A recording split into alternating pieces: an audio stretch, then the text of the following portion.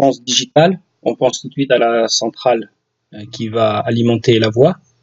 Mais il y a un élément qu'on va avoir longtemps en main, beaucoup plus que la centrale, c'est le navigateur. Donc l'objectif de l'épisode d'aujourd'hui, c'est de passer un peu en revue toutes les possibilités offertes par le navigateur Massot. Dans un tout premier temps, je vais vous montrer comment changer la langue de l'interface du navigateur de façon à l'avoir en français. C'est beaucoup plus simple pour ceux qui ne parlent pas très bien l'allemand ou l'anglais. Ensuite, nous allons passer à partir du schéma de la notice du navigateur, tous les éléments du menu. Il y en a 6 au total. Donc, sur le navigateur, on va enclencher le système de menu en touchant la touche M3.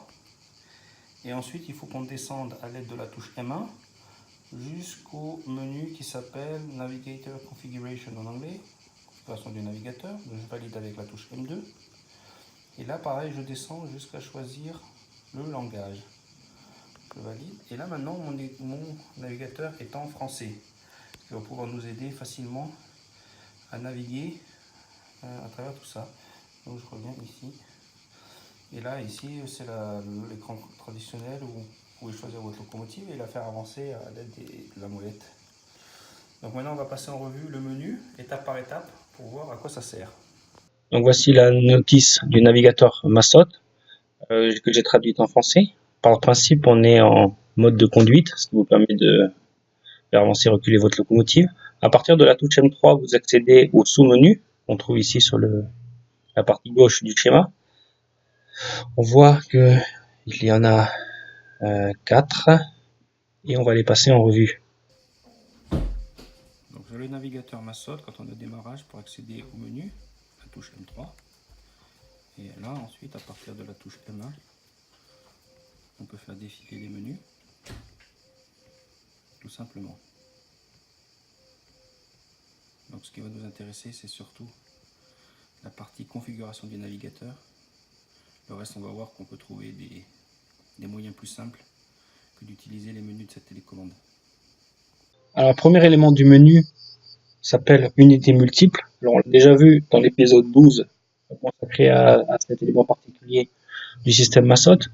Donc, tout en haut, ici, on peut programmer d'abord son unité multiple. Et une fois qu'elle a été programmée, on peut utiliser le menu du haut qui permet d'appeler l'unité multiple. Le second sous-menu, qui s'appelle programmation du décodeur, a été largement traité dans l'épisode numéro 4 où je vous ai montré comment on pouvait programmer une locomotive. Je vous conseille donc fortement d'utiliser l'outil Massot Service Tool. La dernière version en 3 est excellente. Le menu suivant, qui s'appelle programmation d'automatisme, permet avec la centrale Massot de programmer quelques trajets, notamment le fonctionnement des aiguillages et la rétrosignalisation à partir de quelques capteurs.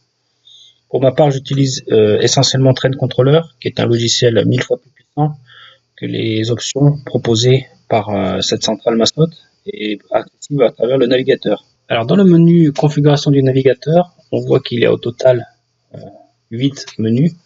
Tout d'abord le menu rétroéclairage, on verra comment ça marche. Arrêt d'urgence qui permet de configurer comment arrêter le réseau. Changer la langue que nous avons déjà vu. La programmation du numéro d'identification du navigateur. Un code pour protéger, pour que les enfants ou petits-enfants n'utilisent pas le navigateur. Et enfin, tri des locaux, réglage d'usine et mode spécial. Nous verrons surtout comment faire un tri des locomotives, qui est une option bien pratique quand on a enregistré toutes ces locomotives dans son navigateur. On va voir sur un exemple concret. Et donc quand vous voulez passer dans les menus de façon plus approfondie, il faut appuyer sur la touche M3 et là on rentre donc dans le menu qui permet de visualiser les différents éléments. Alors multitraction, on l'a vu dans un élément précédent.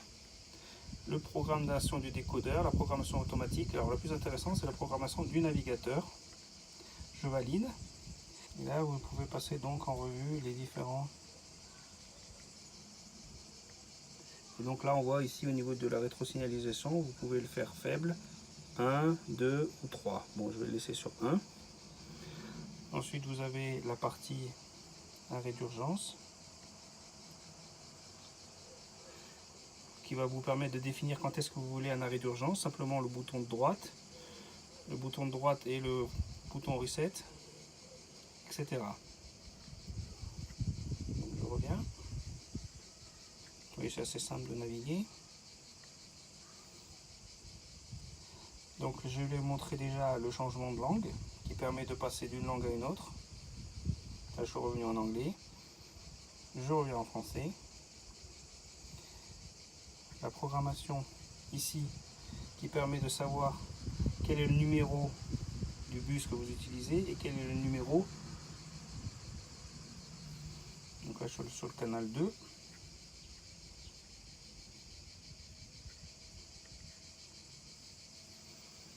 Et là, je suis sur le numéro 2. Donc là, ici, on voit que j'ai deux navigateurs. Donc il y en a un qui est identifié par le numéro 4. Et ici, un navigateur qui est identifié par le numéro 2. Toujours dans la configuration du navigateur, une option que je trouve intéressante, c'est celle qui est dans ici en dessous, plus, qui est trier les locomotives. Alors c'est une fonction qui est intéressante si vous avez créé toutes vos locomotives dans votre navigateur et que vous voulez les trier. Donc moi par défaut je laisse par les adresses, mais si vous avez mis des pictogrammes comme sur la notice Massot, ou si vous avez rentré le nom des locomotives, vous pouvez les trier soit par le nom des locomotives, soit par les adresses. Moi honnêtement je trouve que c'est plus simple par les adresses, surtout quand on a des petites fiches locomotives. Dernier élément du menu du navigateur Massot, c'est la configuration du récepteur. C'est-à-dire, comme on le voit sur l'image, l'antenne qui permet de relier sans fil le navigateur à la centrale. C'est ici qu'on va pouvoir changer le numéro du canal du récepteur et le changement de fréquence entre les fréquences européennes et américaines. Mais ceci fera l'objet d'une vidéo séparée quand on attaquera la rétro-signalisation sans fil avec Massot. Donc voilà, je suis revenu au menu. J'espère que cette petite vidéo sur le navigateur Massot vous a intéressé. Si vous avez d'autres questions plus particulières, n'hésitez pas à laisser un commentaire ou à poser vos questions. J'essaierai d'y répondre dans la mesure de mes connaissances sur Massot.